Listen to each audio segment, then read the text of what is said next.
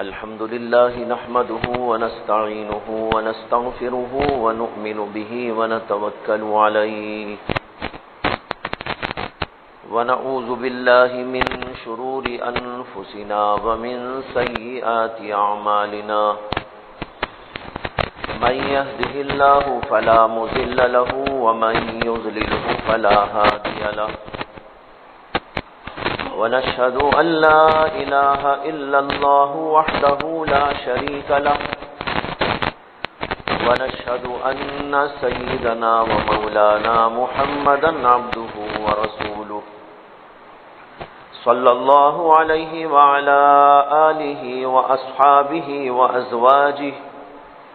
وأزواجه وذرياته وسلم تسليما كثيرا كثيرا. أما بعد فأعوذ بالله من الشيطان الرجيم. بسم الله الرحمن الرحيم. واعتصموا بحبل الله جميعا ولا تفرقوا واذكروا نعمة الله عليكم إذ كنتم أعداء فألف بين قلوبكم فأصبحتم بنعمته إخوانا وكنتم على شفا حفرة من النار فأنقذكم منها كذلك يبين الله لكم آياته لعلكم تهتدون.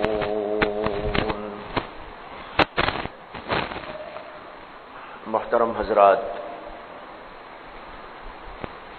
بزرگوں، بھائیوں، دوستوں، میں کئی ہفتوں سے آپ کے سامنے سیرت النبی کے کچھ گوشے اور اس کے کچھ احوال آپ حضرات کے سامنے پیش کر رہا تھا، لیکن بیچ میں طبیعت کی ناسازی سے اور پھر کچھ اہم سفر درپیش ہونے کی وجہ سے بیچ میں 2-3 جمعہ اس سلسلے کو موقوف کرنا پڑا. اور میں نے اس وقت جو آخری خطبہ دیا تھا اس میں رسول اکرم صلی اللہ علیہ وسلم کی مدینہ طیبہ سے، مکہ مکرمہ سے مدینہ طیبہ تک کی ہجرت کا قصہ پیش کرنا شروع کیا تھا. ہجرت کا جو واقعہ پیش آیا تھا یہ بڑا عظیم الشان واقعہ تھا، لیکن اس کی تفصیلات ابھی کچھ باقی ہیں. اس سے پہلے اس جمعہ میں نے ایک ضرورت کی بنا پر آپ حضرات کے سامنے ایک لمبی آیت تلاوت کی ہے. سیرت النبی کے ان حالات کا تذکرہ انشاءاللہ اگلے ہفتے سے پھر جاری کروں گا.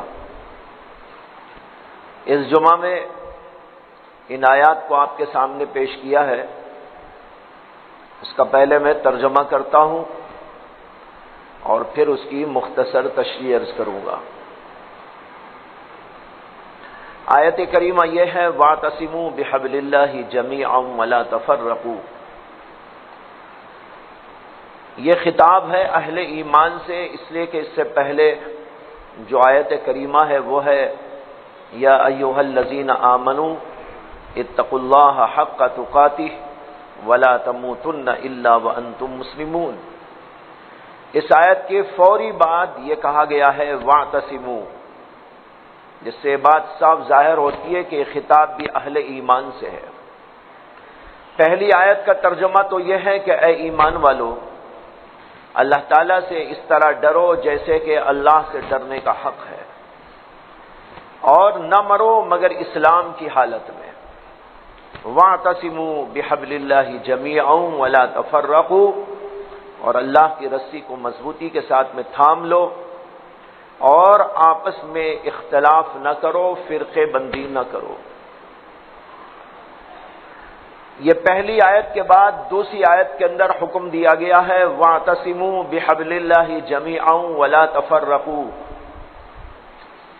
کہ اے مسلمانوں اللہ کی رسی کو سب کے سب مضبوطی کے ساتھ میں تھام لو اور آپس میں اختلاف نہ کرو، آپس میں فرقے بندیاں نہ کرو، آپس کے اندر پارٹی بازیاں نہ کرو۔ اس کے بعد اللہ تعالیٰ کہتے ہیں وَاذْكُرُوا نِعْمَتَ اللَّهِ عَلَيْكُمْ إِذْ كُنْتُمْ أَعْدَاءً فَأَلَّفَ بَيْنَ قُلُوبِكُمْ، اللہ کی جو نعمت تم پر ہوئی ہے اس نعمت کو یاد کرو، جبکہ تم آپس میں دشمن تھے، اللہ تعالیٰ نے اپنی نعمت سے تم کو بھائی بھائی بنا دیا۔ فَأَصْبَحْتُمْ بِنِعْمَتِهِ إِخْوَانًا وَكُنْتُمْ عَلَى شَفَا حُفْرَةٍ مِّنَ النَّارِ، اور تم لوگ دوزخ کے گڑھے میں پڑنے ہی والے تھے۔ فَأَنْقَذَكُم مِّنْهَا، اللہ نے اپنی نعمت سے تم کو نکال ڈالا اور اس سے بچا لیا۔ كَذَلِكَ يُبَيِّنُ اللَّهُ لَكُمْ آيَاتِهِ لَعَلَّكُمْ تَهْتَدُونَ، اللہ تعالیٰ اسی طرح اپنی آیات کو کھول کھول کر بیان کرتے رہتے ہیں تاکہ تم ہدایت پا جاؤ۔ یہ ہے آیت کریمہ کا ترجمہ۔ اس آیت کریمہ میں جو حکم دیا گیا ہے وہ حکم ہے آپس میں اختلاف نہ کرنے کا، پارٹی بازی نہ کرنے کا، فرقے بندی نہ کرنے کا، اور اسی کے ساتھ اللہ تبارک و تعالی نے اس بات کی یاد دہانی کی ہے کہ اسلام سے پہلے لوگ بڑے مختلف تھے، آپس میں لڑتے تھے، جھگڑتے تھے، ان کے درمیان میں عداوتیں تھیں، بغض تھا، نفرتیں تھیں، کدورتیں تھیں۔ اللہ تعالیٰ نے اسلام کو بھیجا، محمد رسول اللہ صلی اللہ علیہ وسلم کو بھیجا، تو آپ کے ذریعے سے سارے لوگوں کے اندر الفت و محبت پیدا ہو گئی۔ ایک اسلام کی بنیاد پر دنیا کی مختلف قومیں، دنیا کے مختلف خاندان، مختلف علاقوں کے رہنے والے، مختلف زبانوں کے بولنے والے، یہ سب کے سب متحد ہو گئے اور آپس کے اندر اتحاد کا ایسا مظاہرہ کیا جیسے کہ وہ آپس میں بھائی بھائی ہوں۔ فَأَصْبَحْتُمْ بِنِعْمَتِهِ إِخْوَانًا، اسلام کے آنے سے پہلے لوگوں کے درمیان میں بڑے اختلافات تھے، بہت جھگڑتے تھے، بہت لڑتے تھے، ایک دوسرے کو مارتے تھے، قتل و غارت گری ان کے درمیان میں عام تھی۔ ایسا عجیب و غریب ماحول تھا کہ اس ماحول کے اندر ایک جگہ سے دوسری جگہ انسان کو جانے میں محسوس یہ ہوتا تھا کہ میں بچ کر نہیں آؤں گا۔ ایسا زمانہ تھا، سخت ترین حالات تھے، تنے تنہا کوئی آدمی سفر کرنے کے قابل نہ تھا۔ راستے کے اندر جو قبیلے لڑتے رہتے تھے وہاں سے گزرنا مشکل ہوتا تھا اور راستے بند ہو جاتے تھے۔ حدیث کے اندر آتا ہے کہ نبی اکرم صلی اللہ علیہ وسلم کی خدمت اقدس میں ایک قبیلہ آیا جس کو کہتے ہیں قبیلہ عبد القیس، وہ حضور اقدس صلی اللہ علیہ وسلم کی خدمت اقدس میں حاضر ہوا اور اس نے یہ عرض کیا کہ یا رسول اللہ، ہم لوگ آپ کی خدمت میں بار بار نہیں آ سکتے، اس لیے بار بار نہیں آ سکتے کہ ہمارے آنے کے راستے میں، مدینے کے راستے میں جہاں سے ہم کو یہاں آنا ہوتا ہے، قبیلے مضر درمیان میں پڑتا ہے اور وہ لڑتے ہیں، جھگڑتے ہیں اور اس کی وجہ سے ہم یہاں نہیں آ سکتے، اس لیے آپ ہمیں کوئی ایسی بات بتا دیجئے کہ ہم بار بار تو آپ کی خدمت میں نہیں آ سکتے، ایک جامع ترین پیغام آپ ہم کو دے دیں، وہ پیغام ہم لے جا کر اپنے بعد والوں کو پیش کر دیں گے، یعنی اپنے قبیلے خاندان کے لوگوں کو بتا دیں گے۔ یہ روایت بخاری شریف کے اندر موجود ہے۔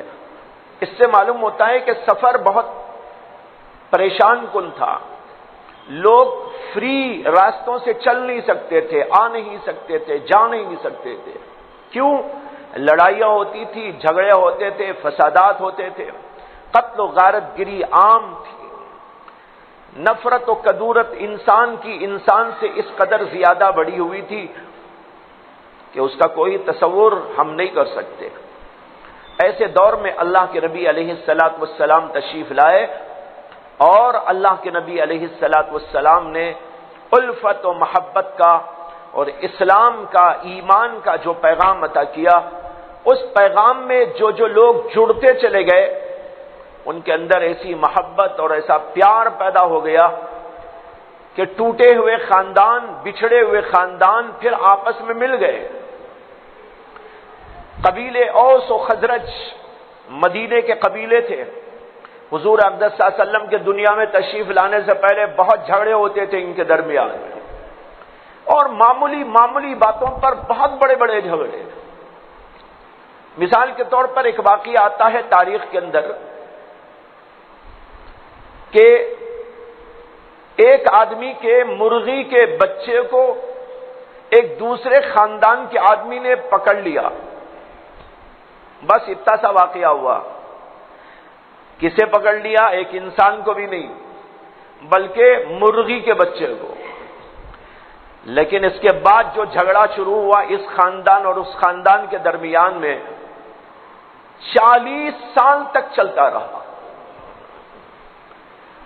اور جب کوئی آدمی ان میں سے مرتا تھا تو اپنے بیٹے کو بلا کر کہتا تھا تیری جان جائے تو جائے، کبھی ان کو معاف نہیں کرنا، میری تجھے نصیحت ہے، میری تجھے وصیت ہے کہ تو کبھی ان کو معاف نہیں کرنا، تیری جان جائے تو جائے، لڑتے رہے۔ لوگ ایسی وصیتیں کر کر کے مرتے تھے، اور یہ چلتا رہا سلسلہ، اور 40 برس تک سلسلہ چلتا رہا۔ اور ایک عجیب واقعہ تاریخ کے اندر لکھا ہوا ہے، پہلے زمانے میں عرب کے اندر بڑے بازار لگتے تھے، بڑے بڑے بازار، سال میں 3 یا 4 بازار لگتے تھے مکہ مکرمہ اور اس کے اطراف و جوانب میں۔ ایک بازار لگتا تھا جس کو بازار مینا کہا جاتا تھا۔ غالباً وہ بازار مینا لفظ وہیں سے لے کر یہاں ہندوستان میں بھی بہت ساری جگہ مینا بازار قائم کر دیا لوگوں نے۔ وہ اصل میں مینا کے اندر بازار لگتا تھا، بہت بڑا بازار۔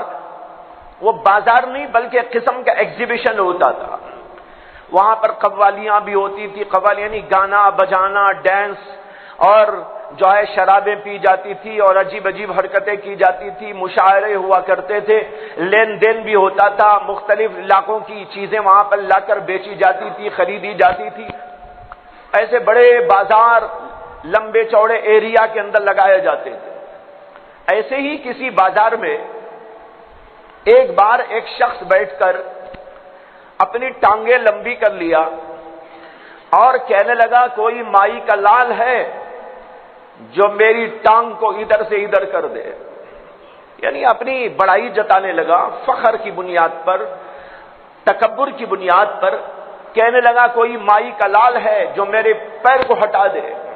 ایک آدمی بازو کھڑا ہوا تھا، وہ دوسرے قبیلے کا آدمی تھا، اس نے سنا تو اس نے کہا کہ میں ہوں مائی کا لال، اور اس نے اپنی ٹانگ سے اس کی ٹانگ کو یوں کر دیا۔ بس جناب دونوں کے درمیان میں جھگڑا شروع ہوا، اس نے اپنے خاندان والوں کو بلا لیا، اس نے اپنے خاندان والوں کو بلا لیا، یہاں تک کہ دونوں کے درمیان، دونوں خاندان والوں کے درمیان میں جھگڑا شروع ہو گیا۔ ہوتے ہوتے ہوتے نتیجہ یہ نکلا 50 برس تک یہ جنگ چلتی رہی، یہاں تک کہ محمد الرسول اللہ صلی اللہ علیہ وسلم کے دنیا میں آنے کے بعد میں ختم ہوئی۔ ایسے تاریخ کے اندر عجیب عجیب واقعات ملتے ہیں، سن کر حیرانی ہوتی ہے کہ ان لوگوں کی عقلیں کہاں جا کر غائب ہو گئی تھی، انسانیت کیسے مفقود ہو گئی تھی، اخلاق کہاں ختم ہو گئے تھے۔ لیکن بہرحال ایسا تھا، ایسے دور میں ہمارے نبی علیہ الصلوۃ والسلام تشریف لائے، اور اللہ کے نبی علیہ السلام نے اللہ کی طرف سے جو پیغام دیا تھا، وہ پیغام کیا تھا بھائیو؟ اس پیغام کا نام ہے ایمان، اس پیغام کا نام ہے اسلام۔ ایمان کے معنی ہیں امن دینا، اور اسلام کے معنی ہیں سلامتی عطا کرنا۔ جو آدمی اسلام لائے اس کا مطلب یہ تھا کہ اسلام لانے والوں کو سلامتی ملتی ہے، دنیا کے اندر بھی آخرت میں بھی۔ اور جو ایمان لاتا ہے اس کو امن ملتا ہے دنیا کے اندر بھی اور آخرت کے اندر بھی۔ چنانچہ ایمان لانے والے ایمان لائے، دنیا میں بھی امن قائم ہو گیا، آخرت میں امن تو ان کو ملے گا ہی، جنت تو ان کو ملے گی ہی۔ دنیا کے اندر بھی سلامتیوں نے ان کے قدم چومے اور ایمان لانے کی بنیاد پر ان کے اندر آپس میں ایک دوسرے کو امن دینے کا جذبہ پیدا ہو گیا۔ حدیث میں اسی کو اللہ کے نبی علیہ السلام نے ایک دوسرے انداز سے تعبیر فرمایا، جبکہ آپ سے کسی نے پوچھا کہ مومن کسے کہتے ہیں یا مسلمان کس کو کہتے ہیں؟ اللہ کے نبی علیہ السلام نے فرمایا المسلم من سلم المسلمون من لسانه ويده۔ آپ نے کہا مسلمان اس کو کہتے ہیں جس کے ہاتھ سے اور جس کی زبان سے دوسرے لوگ محفوظ رہیں، دوسرے لوگوں کو امن ملے، دوسرے لوگوں کو سلامتی ملے، اس کی زبان سے بھی کوئی ایسی حرکت نہ ہو جس سے کہ دوسرے کو دکھ پہنچے، تکلیف پہنچے اور کوئی جو ہے خرابی اس کے لیے لازم آئے اور اس کے لیے اذیت کا سبب و ذریعہ بنے، اور اس کی زبان سے بھی کوئی ایسی حرکت نہ ہو، اس کی زبان سے ایسا کوئی قول نہ نکلے جس سے کہ دوسروں کو تکلیف پہنچتی ہو۔ یہ ہے مسلمان کی شان۔ المسلم من سلم المسلمون من لسانه ويده، جس کے ہاتھ سے اور جس کی زبان سے دوسرے مسلمان محفوظ رہے۔ اگر مسلمان کی زبان سے اور مسلمان کے ہاتھ سے دوسرا مسلمان محفوظ نہیں ہے تو یہ حدیث کہتی ہے کہ وہ صحیح مومن ہی نہیں ہے۔ میں مثلا ایک آدمی کو مارنے لگوں، گالی بکنے لگوں، الٹا سیدھا کہہ کر اس کو دکھ پہنچاؤں، تکلیف پہنچاؤں، مار دھاڑ پہ اتر آؤں، قتل و غارت گری پہ اتر آؤں، اللہ کے نبی کہتے ہیں یہ مسلمان کی شان نہیں ہے۔ مسلمان کی شان تو یہ ہے کہ اس کی زبان سے بھی دوسرے مسلمانوں کو اذیت و تکلیف نہیں پہنچتی اور اس کے ہاتھ سے بھی نہیں پہنچتی۔ جب زبان اور ہاتھ سے نہیں پہنچتی تو پیر سے کیسے پہنچ سکتی ہے؟ یہ کسی اور ذریعے سے کیسے پہنچ سکتی ہے؟ مسلمان کی تعریف ہی یہ ہے کہ مسلمان کسی کو اذیت نہیں دیتا، کسی کو پریشان نہیں کرتا، نہ زبان سے، نہ ہاتھ سے، نہ قلم سے، نہ کسی اور ذریعے سے۔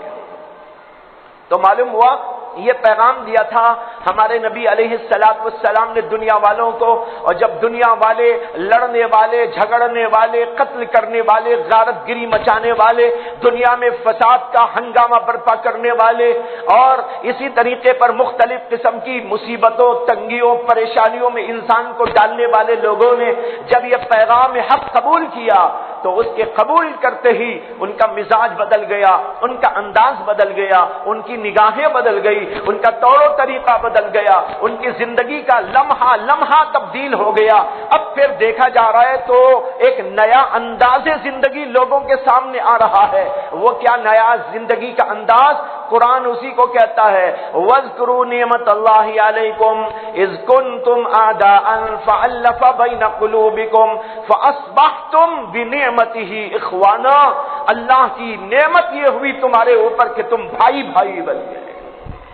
کہاں تو وہ عداوت اور کہاں یہ بھائی چارگی ایسی پیدا ہو گئی کہ قبیلے الگ ہیں، علاقے الگ ہیں، زبانیں الگ ہیں، رنگتیں الگ ہیں، لیکن مسلمان جب مسلمان بن جاتا ہے رنگ و نسل اور قبیلے اور علاقوں کا فرق ختم ہو جاتا ہے۔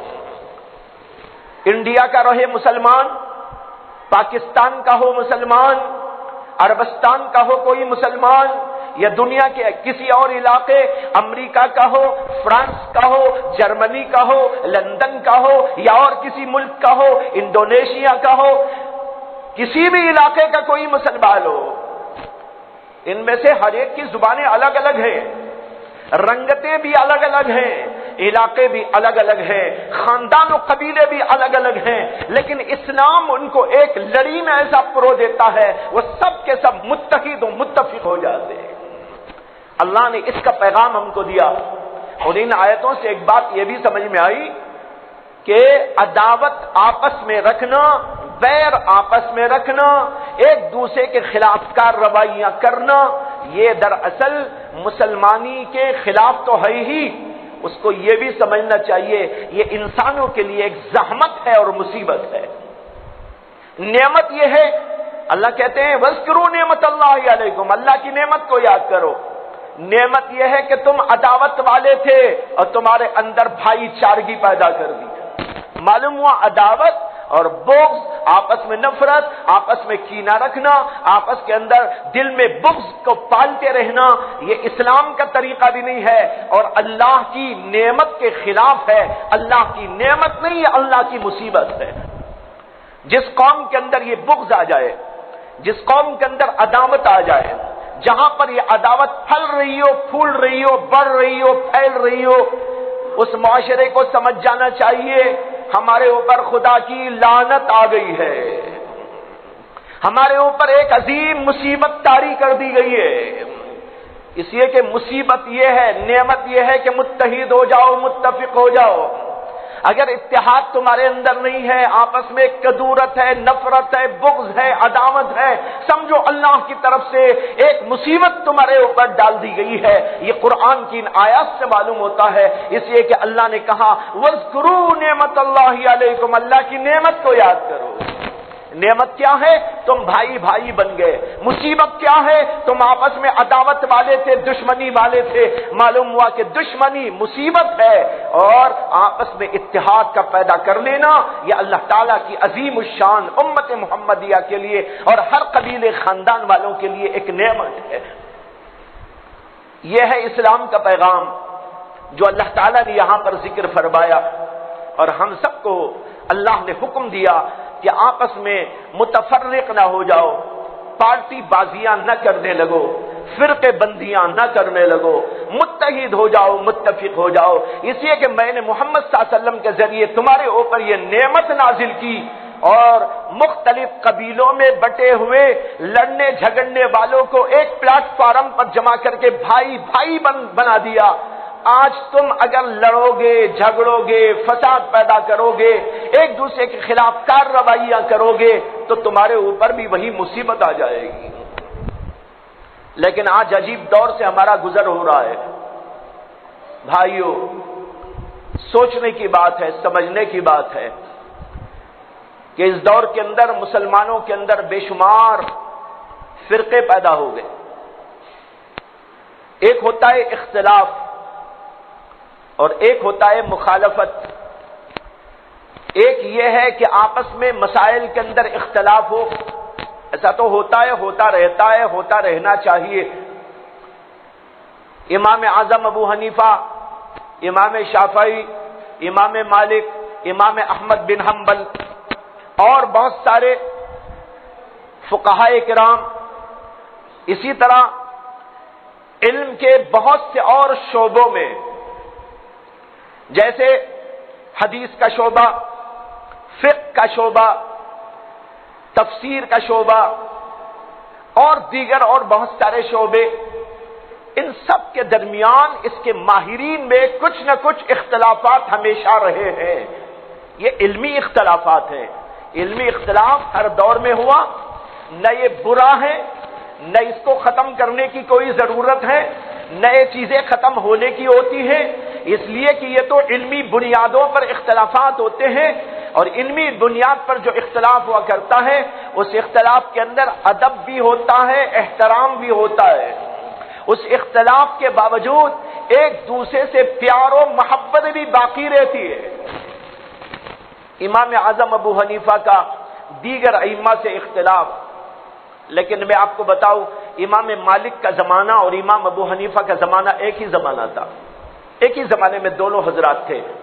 امام مالک ذرا عمر میں چھوٹے تھے، امام ابو حنیفہ ذرا سے بڑے تھے، زمانہ ایک ہی تھا، دونوں اپنے زمانے کے امام ہیں، لیکن بعض مسائل کے اندر امام ابو حنیفہ اور امام مالک کے درمیان میں کئی مسائل میں اختلاف ہے۔ ایک بار امام اعظم ابو حنیفہ رحمۃ اللہ علیہ مدینہ طیبہ تشریف لے گئے تو وہاں پر امام مالک سے ملاقات کرنی انہوں نے چاہی۔ بڑے ادب و احترام کے ساتھ امام مالک کی خدمت میں گئے، ان سے ملاقات کی۔ جب امام ابو حنیفہ وہاں پر ملاقات کے لیے پہنچے، امام مالک رحمت اللہ علیہ اٹھ کر کھڑے ہو گئے، معانقہ کیا، پھر ان کو بڑے ادب کے ساتھ میں بٹھایا۔ جو وہاں ان کے شاگرد تھے وہ امام ابو حنیفہ کا نام تو جانتے تھے، لیکن کبھی ان کا چہرہ انہوں نے دیکھا نہیں تھا، تو ان کو پتہ نہیں چلا کہ بھئی یہ بزرگ جو آئے ہیں کون بزرگ ہیں۔ سب سوچنے لگے ان کے شاگرد کہ ہمارے حضرت امام مالک بڑے سے بڑے بادشاہ کے آنے پر بھی کبھی کھڑے نہیں ہوتے تھے۔ اللہ نے ان کو اتنی جلالت اور اتنا زبردست علم اور ایسی عظیم روحانی قوت و طاقت دی تھی کہ بادشاہ بھی ان کے سامنے جھک کے آتے تھے، وہ کہاں کھڑے ہوتے؟ تو وہ سوچنے لگے یہ کون ہوں گے کہ ہم نے تو کسی کو نہیں دیکھا کہ امام مالک ان کا ایسا ادب کرتے ہوئے کھڑے ہوتے ہوں۔ خیر سب بیٹھ گئے، امام ابو حنیفہ بھی بیٹھ گئے، اور پھر اس کے بعد کچھ مسائل میں دونوں حضرات نے گفتگو کی۔ گفتگو کرنے کے بعد امام اعظم ابو حنیفہ رحمت اللہ علیہ واپس تشریف لے گئے۔ امام مالک نے کھڑے ہو کر بڑے ادب کے ساتھ ان کو رخصت کیا۔ امام ابو حنیفہ جب چلے گئے تو امام مالک کے ایک شاگرد، انہوں نے ان سے پوچھا کہ حضرت یہ جو آئے تھے کون تھے؟ انہوں نے کہا کہ یہ ابو حنیفہ تھے، اور اس کے بعد ان کا جملہ تھا کہ یہ فقیہ تھے، اور میں نے کبھی ایسا نہیں محسوس کیا کہ کسی سے گفتگو کرتے ہوئے مجھے پسینہ چھوٹ گیا ہو۔ کہنے لگے کسی سے گفتگو کرتے ہوئے مجھے پسینہ چھوٹ گیا ہو، ایسا کبھی نہیں ہوا۔ یہ فقیہ ایسے فقیہ ہیں کہ ان سے بات کرتے ہوئے مجھے تو پسینہ نکل آیا۔ یہ کہنے لگے امام مالک رحمت اللہ علیہ۔ خیر اس کے بعد بات آئی اور گئی، تو وہ شاگرد جو امام مالک کے تھے وہ ایک دفعہ اس کے بعد وہیں رہتے ہوئے، امام صاحب وہاں پر ٹھہرے ہوئے تھے کہیں، وہ ان کی خدمت میں ان سے ملنے کے لیے گئے، اور جا کر امام ابو حنیفہ رحمت اللہ علیہ سے مل کر انہوں نے کہا کہ حضرت میں امام مالک سے ملا، انہوں نے آپ کے لیے ایسے بلند و بالا جملے استعمال فرمائے۔ تو امام ابو حنیفہ رحمت اللہ علیہ کہنے لگے ارے بھائی امام مالک کا تو وہ مقام ہے، وہ اس قدر بلندیوں پر پہنچے ہوئے ہیں کہ میں نے تو ایسا آدمی نہیں دیکھا ہے۔ اب دیکھو مسائل میں اختلاف ہے، لیکن پیار بھی ہے، محبت بھی ہے، عقیدت بھی ہے، عظمت بھی ہے، احترام بھی ہے، یہ سب اپنی جگہ پر باقی ہے۔ اختلاف ہونے پر یہ نہیں کیا کہ وہ ان کی پگڑی اچھالنے لگے، وہ ان کی پگڑی اچھالنے لگے۔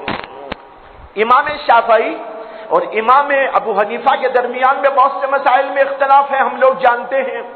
شافعی ایک الگ سا مکتب فکر ہے، اور امام ابو حنیفہ کا ایک مکتب فکر دوسرا ہے، دونوں کے درمیان میں کئی مسائل کے اندر اختلاف پایا جاتا ہے، لیکن یہ علمی بنیادوں پر اختلاف ہے، دلائل کی بنیاد پر اختلاف ہے، یہ نفسانیت کی بنیاد پر اختلاف نہیں ہے، یہ حسد نہیں تھا، یہ کینہ نہیں تھا، یہ بغض نہیں تھا، یہ عداوتیں نہیں تھی جس کی بنیاد پر ان کے درمیان میں اختلاف پیدا ہوا۔ ان کے درمیان میں اختلاف ہوا تو وہ قرآن و حدیث کے دلائل کی روح سے پیدا ہوا ہے، اور پورے مخلصانہ طور پر پیدا ہوا ہے۔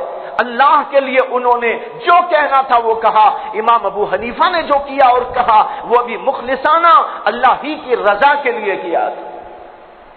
ایک دفعہ امام شافعی رحمت اللہ علیہ امام ابو حنیفہ کی مزار پہ گئے۔ امام ابو حنیفہ امام شافعی سے بہت پہلے پیدا ہوئے، اور امام شافعی کی پیدائش پر امام ابو حنیفہ دنیا سے جا چکے تھے، تو ان سے بہت بڑے ہیں۔ بہرحال امام شافعی جب بڑے امام بن گئے اپنے زمانے کے، ساری دنیا میں ان کا شہرہ تھا، بڑی عزت و توقیر ان کی تھی، اور ایک عالم کا عالم ان کی تقلید کیا کرتا تھا۔ ایسے دور میں امام شافعی رحمت اللہ علیہ ایک دفعہ امام ابو حنیفہ رحمت اللہ علیہ کی مزار پہ تشریف لے گئے، کچھ پڑھا بخشا، پھر وہاں سے نکل کر بازو ہی ایک مسجد موجود تھی، وہ مسجد جہاں پر امام ابو حنیفہ رحمت اللہ علیہ کے مسلک کے ایک عالم امام تھے، وہ بھی بہت بڑے عالم تھے، اس زمانے کا قصہ ہے، اس زمانے میں معمولی علماء نہیں ہوتے تھے، بڑے زبردست مجتہد قسم کے علماء ہوتے تھے، وہاں امام تھے امام شافعی رحمت اللہ علیہ۔ ابھی وقت باقی تھا، نماز کا وقت آیا، وہاں پر تشریف لے گئے اور جا کر بیٹھ گئے۔ کچھ دیر کے بعد اذان ہوئی تو مؤذن صاحب، وہ بھی بڑے عالم تھے، پہلے زمانے میں مؤذن جو ہوتے تھے وہ علماء ہوتے تھے، اور آج جہلا کو بنایا جاتا ہے، جن کو نہ اذان دینے آئے، نہ نماز پڑھانے آئے، نہ کچھ ٹھیک سے زبان سے الفاظ نکلے۔ یاد رکھو، مؤذن اس کو رکھنا چاہیے جو بہترین اذان دے، یہ ایک ذمہ داری ہے، ایک منصب ہے، جیسے کہ امامت ایک منصب ہے، اس منصب پر اس کو فائز کیا جاتا ہے جو اس منصب کا حامل ہوتا ہے، اس منصب کے لیے اس کے پاس وہ چیزیں ہوتی ہیں کہ اس منصب کو سنبھال سکتا ہے، بہترین قرآن پڑھنے والا ہو، بہترین عالم دین ہو، بہترین واعظ و خطیب ہو، بہترین تقوی والا ہو، ایسے آدمی کو امام رکھا جاتا ہے۔ اسی طرح مؤذن اس کو رکھنا چاہیے جو بہترین اذان دے۔ آج چن چن کر ایسوں کو رکھا جاتا ہے جن کے اندر کوئی قابلیت نہیں ہوتی۔ مؤذن رکھو، بہترین کسی عالم دین کو رکھو، حافظ قرآن کو کم از کم رکھو، وہ رہے گا مؤذن۔ باقی مسجد کی اور ذمہ داریاں ہیں، صفائی کی ذمہ داریاں ہیں، بند کرنے کھولنے کی ذمہ داریاں ہیں، بچھانے اٹھانے کی ذمہ داریاں ہیں، کچھ رکھنے اور لانے کی ذمہ داریاں ہیں، لائٹ بند کرنے اور آن کرنے کی ذمہ داریاں ہیں، فین کھولنے اور بند کرنے کی ذمہ داریاں ہیں۔ اس کے لیے کسی اور آدمی کو رکھو۔ مؤذن کا مقام یہ ہے کہ اس کے ذمے یہ چیزیں نہیں ہونی چاہیے، یہ تو معمولی درجے کی چیزیں ہیں، جھاڑو دینا، صفائی کرنا، کچھ اٹھانا اور کچھ رکھنا، اس کے لیے تو کسی اور آدمی کو رکھنا چاہیے۔ جہاں تک مؤذن، اس کو ایک بہترین ذمہ داری پر رکھنے والے لوگ اس کو اسی طرح کا انتخاب کریں کہ وہ اس قابل ہو۔ بہرحال یہ کہہ رہا تھا کہ مؤذن نے اذان دی۔ اب اذان کیسی ہو رہی ہے؟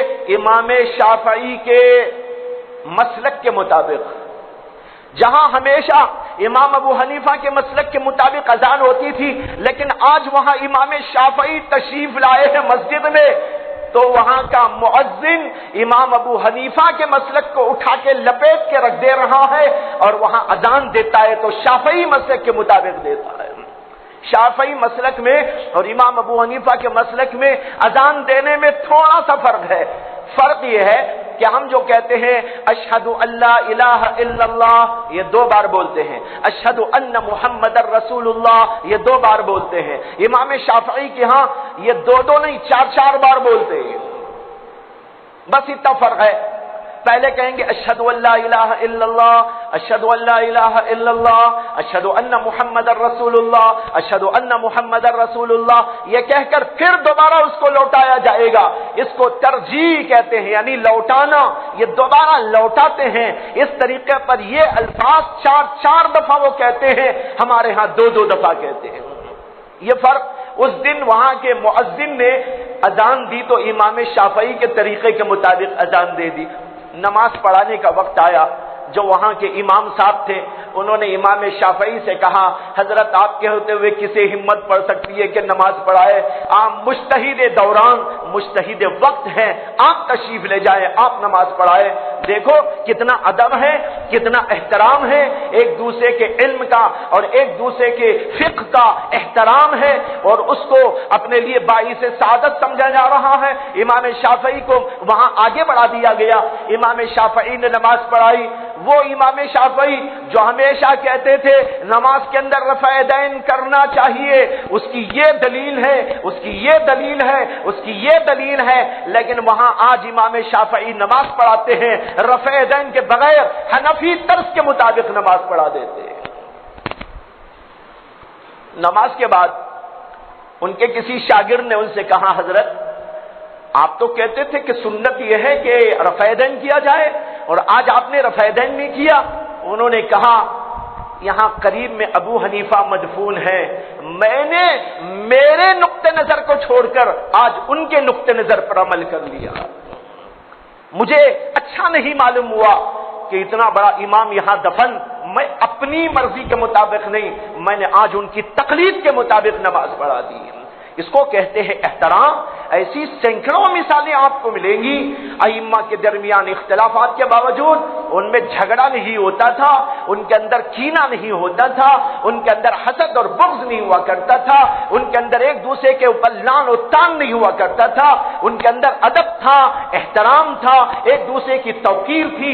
اس طریقے پر وہ ایک دوسرے کے ساتھ مل جل کر رہتے اور ایک دوسرے کا احترام کرتے۔ اور آج بھی ہم لوگ چاروں فقہ کے بارے میں کہتے ہیں تمام ائمہ حق پر ہیں، تمام ائمہ حق پر ہیں، کسی بھی امام کی توہین کرنا جائز نہیں، نہ امام شافعی کی توہین کر سکتے ہو۔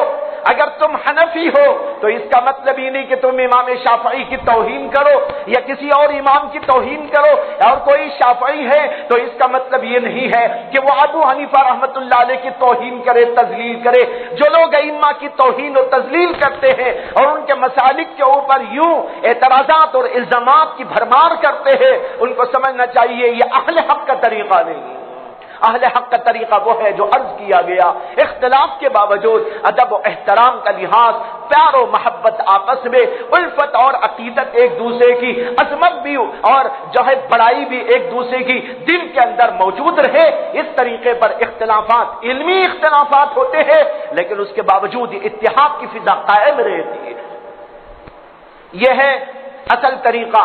اختلاف تو ہو سکتا ہے، ہوتا ہے، لیکن مخالفت نہیں ہونا چاہیے، بغض نہیں ہونا چاہیے، عداوتیں نہیں ہونا چاہیے۔ لیکن آج ہم لوگوں کا حال بڑا عجیب ہو گیا، جہاں بھی کسی کے درمیان میں اختلاف پیدا ہو گیا تو وہ اختلاف حدوں سے پار کر جاتا ہے، حدوں سے اونچا ہو جاتا ہے، تجاوز الحدود کر جاتے ہیں، اور پھر بغض میں، حسد میں، کینے میں اور اس طرح کی خلافات میں مبتلا ہو جاتے ہیں، اور اس کا نتیجہ ہوتا ہے کہ پھر غیبت کرنے لگتے ہیں، چغلیاں کھانے لگتے ہیں، خلاف ورزیاں کرنے لگتے ہیں، ایک دوسرے کی ٹانگ کھینچنا شروع کر دیتے ہیں، ایک دوسرے کو مارنے مرنے کے لیے تیار ہو جاتے ہیں۔ اسی ضمن میں یہ عرض کروں، اور محض مخلصانہ عرض کر رہا ہوں کہ تبلیغی جماعت میں جب سے اختلاف پیدا ہو گیا اور اس کے دو دھڑے بن گئے، اختلاف تو ہوتا ہے، جیسے کہ میں نے کہا اختلافات تو اپنی جگہ پر علمی پیرانے ہوتے، کسی کا ایک نظریہ ہو، دوسرے کا کوئی اور نظریہ ہو، لیکن اس اختلاف کے باوجود آپس کے اندر اتحاد کی فضا کو باقی رکھنا ضروری ہے۔ لیکن ہم یہ دیکھ رہے ہیں جب سے ان دونوں کے درمیان میں اختلاف رونما ہوا، ایک دوسرے کو مسجدوں سے نکال رہے ہیں۔ بھائیوں، آپ تبلیغ کے لوگوں کو مسجد میں بلایا کرتے تھے، آج مسجد سے کیوں باہر نکال رہے ہو؟ حضرت مولانا شاہ محمد الیاس کانلوی رحمت اللہ علیہ نے جماعت کا کام شروع کیا، اور انہوں نے لوگوں کو جو دیا وہ یہ تھا کہ جاؤ، جو نہیں آتے مسجد میں ان کو مسجد میں لے آؤ، ان کی تھوڑی پکڑ پکڑ کے لے آؤ، گلی کوچے میں پھر پھر کے لے آؤ، اور ان کے سامنے ذرا جھکنا پڑے تو جھک بھی جاؤ، تاکہ وہ اللہ کا بندہ آپ کے جھکنے سے اپنا سر خدا کے سامنے جھکانے تیار ہو جائے۔ یہ آپ کا جھکنا اس کے سامنے جھکنا نہ ہوگا بلکہ اسے خدا کے لیے جھکانے کے لیے ہوگا۔ یہ آپ کا جھکنا بھی بہت بڑی عبادت ہو جائے گی۔ یہ تھا حضرت مولانا شاہ محمد الیاس کانلوی رحمت اللہ علیہ کا نقطہ نظر۔ اس کے لیے انہوں نے جماعت کی ڈاک بیل ڈالی، لیکن جو ہی اس کے دو ٹکڑے ہو گئے تو عجیب و غریب، حیرت انگیز بلکہ انتہائی افسوسناک صورتحال یہ سامنے آ رہی ہے کہ قتل و غارت گری تک بھی واقعات پہنچے ہوئے ہیں۔ قتل ہو رہا ہے، مار دھاڑ ہو رہی ہے، مسجدوں سے سامان باہر کیا جا رہا ہے۔ ارے تم وہاں کے لوگ ہو، ہم یہاں مسجد میں تم کو داخل ہونے نہیں دیں گے، تم وہاں کے لوگ ہو، ہم تم کو مسجد سے باہر نکالیں گے۔ ان کا سامان باہر پھینکا جا رہا ہے، کسی کو مار دیا جا رہا ہے، اس کی توہین و تذلیل کر دی جا رہی ہے، یہ صورتحال پیدا کر دی گئی ہے۔ میں اللہ کا واسطہ دے کر عرض کروں گا، ان سب کو جو بھی اس جماعت میں لگے ہوئے ہیں، چاہے وہ ادھر کے لوگ ہو، چاہے ادھر کے لوگ ہو، چاہے شورائی نظام کے تحت کام کرتے ہو یا نظام الدین میں عمارت کے تحت میں کام کرتے ہو، بھائیوں دونوں طرف کے دھڑوں کو چاہیے وہ اللہ کے لیے سوچ بچار کر کر اس صورتحال کو بند کرے۔ میرا پیغام جہاں تک بھی جائے، جن ذریعوں اور واسطوں سے بھی پہنچے، میں ان لوگوں تک یہ پیغام پہنچانا چاہتا ہوں۔ یہ اللہ کے خلاف، اللہ کی کتاب کے خلاف، رسول کے خلاف، رسول اللہ کے پیغام کے خلاف، بلکہ دین و شریعت سے بالکل خلاف کہ ایک دوسرے کو مارے، ایک دوسرے کے ساتھ یوں بغض و عداوت کا مظاہرہ کرے، مسجدوں سے سامان نکال کے پھینک ڈالا کرے۔ یہ آپ کو معلوم ہونا چاہیے کہ کسی زمانے میں جب کام شروع ہوا تھا، حضرت مولانا شاہ الیاس صاحب کانلوی نے جماعتوں کو مختلف رخوں پہ بھیجنا شروع کیا تھا، تو بعض وہ طبقے جو بدعت و گمراہی و ضلالت میں مبتلا ہیں، ایسے لوگوں نے جماعت کو باہر نکالا تھا، لیکن کہاں سے کہاں بات پہنچ گئی ہے کہ آج جماعت کا آدمی جماعت والے کو باہر نکال رہا ہے۔ کبھی بدعتی نکالتے تھے، گمراہ لوگ نکالتے تھے اور مار دھاڑ کیا کرتے تھے، مسجد کے باہر سامان لے جا کے پھینک دیا کرتے تھے اور رسوائی کے انداز اختیار کیا کرتے تھے۔ یہ تو ان لوگوں کا طریقہ تھا۔ اس زمانے میں اللہ کے نیک بندوں نے، اللہ کے لیے کام کرنے والوں نے ان چیزوں کو برداشت کرتے کرتے علماء حق کی تائیدات، علماء حق کی نصرت اور مدد کے ساتھ ہر جگہ پر اس کو لے جا کر پیش کرتے کرتے ایک ایسا نمونہ دنیا کے اندر قائم کیا کہ دنیا میں سب جگہ پر کام پھیل گیا۔ لیکن آج وہی جماعت اپنے ہی بھائی کو نکالے، اپنے ہی بھائی کے ساتھ بدسلوکی کرے، اپنے ہی بھائی کو مار پیٹ کرے، یہاں تک کہ بعض جگہ قتل تک کی نوبت آ جائے۔ یاد رکھو قتل اتنا بڑا گناہ ہے، اتنا بڑا گناہ۔ اللہ قرآن میں کہتے ہیں من اجل ذلک كتبنا على بني اسرائيل انه من قتل نفسا بغير نفس او فساد في الارض فكانما قتل الناس جميعا ومن احياها فكانما احيا الناس جميعا۔ جو آدمی ایک قتل بنا کسی وجہ کے کر ڈالے، ہو سکتا ہے کوئی لوگ کہنے لگے ہم تو بلا وجہ نہیں کرتے ہیں، لیکن آپ علماء سے فتویٰ لیجئے پہلے کہ اس آدمی کو جو مسجد میں آ رہا ہے فلاں جماعت سے تعلق رکھتا ہے، فلاں جو ہے گروپ سے تعلق رکھتا ہے، کیا اس کو قتل کرنا جائز ہے، مارنا جائز ہے، اس کی غیبت جائز ہے؟ یہ نہیں کہ آپ جس کو سمجھ جائیں وجہ بن جائے گی، وجہ خاص ہے۔ تو کہتے ہیں اللہ تعالیٰ بلا کسی وجہ کے جس نے کسی ایک انسان کو قتل کیا فَكَأَنَّمَا قَتَلَ النَّاسَ جَمِيعًا، تو وہ ایسا ہے جیسے کہ اس نے پوری دنیا انسانیت کو قتل کر ڈالا، پوری دنیا کو قتل کرنے کے برابر۔ اور جو ایک انسان کی مدد کرے، نصرت کرے اور اس کی جان کو محفوظ کر ڈالے، وہ ایسا ہے جیسے کہ اس نے پوری انسانیت کو بچا لیا۔ یہ ہے قرآن کا اصول۔ غیبت کے بارے میں ہم جانتے ہیں غیبت حرام، لیکن آج غیبت کو انہی حلقوں میں بیٹھ کر پیش کرنا اور کرنے کو جائز سمجھ لیا گیا۔ حسد حرام، بغض حرام، نفرت حرام، کدورت حرام، یہ سب کی چیزیں حرام، سب کی سب چیزیں حرام و ناجائز، لیکن وہ چیزیں جائز کیوں ہو جا رہی ہے؟ اور وہی دینی حلقوں میں بیٹھ کر دین کے نام پر یہ کیوں کیا جا رہا ہے؟ ذرا سوچئے، سمجھیے اور اللہ کے لیے سوچئے، اللہ کے لیے سمجھیے اور اس صورتحال کو مزید خراب نہ ہونے دے، اور علی الفور جہاں کہیں بھی کوئی ایسی بات ہو رہی ہو تو ایسی صورتحال کو قابو میں لانے کی کوشش کرے۔ اب یہاں تو سب میرے سامنے نہیں، لیکن کچھ لوگ یہاں بھی ضرور موجود ہیں جو تبلیغی جماعت سے تعلق رکھتے ہیں۔ میں ان سے کہوں گا کہ آپ ادھر کے ہو کہ ادھر کے ہو، لیکن آپ سب سے پہلے یہ فیصلہ کیجئے میں نہ ادھر کا نہ ادھر کا، میں ادھر کا۔ میں نہ ادھر کا نہ ادھر کا، میں تو ادھر کا، کدھر کا؟ اللہ کا۔ مجھے جو کام کرنا ہے وہ اللہ کے لیے، مجھے نہ ان کو خوش کرنا ہے نہ ان کو خوش کرنا ہے، کسی کو خوش کرنے سے کوئی کام آنے والا نہیں ہے۔ یوم یفر المرء من اخیہ وامہ وابیہ وصاحبتہ وبنیہ، وہ دن تو ایسا دن ہوگا جہاں سب ایک دوسرے سے بھاگ رہے ہوں گے، لوگ بیٹے سے بھاگ رہے ہوں گے، بیٹا باپ سے بھاگ رہا ہوگا، بیوی شوہر سے بھاگ رہی ہوگی، شوہر بیوی سے بھاگ رہا ہوگا، اور ایک ساتھی دوسرے ساتھی سے بھاگ رہا ہوگا۔ وہاں کوئی کسی کا کام آنے والا نہیں ہے۔ اس دن کے آنے سے پہلے پہلے یہ سوچ لو، نہ وہ کام آ سکتے ہیں نہ مجھے یہ کام آ سکتے ہیں۔ اگر میں نے شریعت کو توڑا تو میرا انجام تو جہنم ہے، میں نے کسی کو مارا میرا انجام جہنم ہے، میں نے حسد اور بغض و کینے کو پالا میرا انجام جہنم ہے۔ مجھے کوئی بچانے نہیں آئے گا، نہ یہ طبقہ آئے گا نہ وہ طبقہ آئے گا، اس لیے کہ میں نے اللہ کے قانون کو توڑا ہے۔ اللہ کیا مجھے اس کی پوچھ ہوگی۔ اور اگر آپ اللہ کے دین پر قائم رہیں، چاہے وہ ناراض ہو جائیں بلا سے، وہ ناراض ہو جائیں بلا سے، اس سے کون اللہ پوچھے گا اے تم نے اس کو خوش کیا کہ اس کو خوش کیا؟ اللہ تو پوچھے گا میرے دین پر تم نے کتنا چلا تھا۔